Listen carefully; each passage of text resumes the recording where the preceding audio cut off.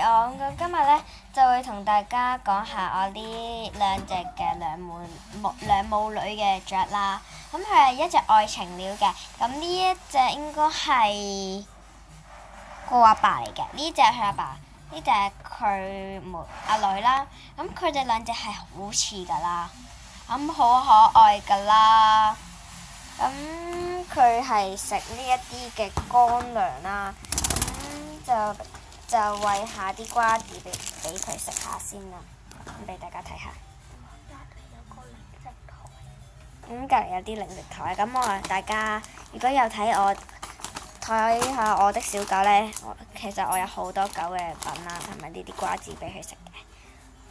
咁係咁，我的狗仔，好啦，咁就餵佢食啦而家。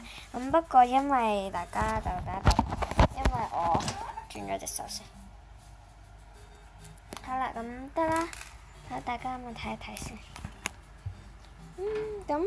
咁呢隻阿爸咧係叫做湯圓，識唔識啊？識唔識？湯圓識唔識？佢係佢係湯圓啦。睇裏面嗰隻係芝麻，冇喎，芝麻冇喎。呢隻係湯圓，呢一隻係包包，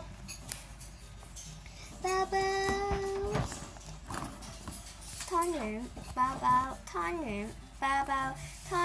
包包，咁佢哋好可愛。咁佢啱啱就我餵咗佢一個瓜子啦，咁佢都食嘅。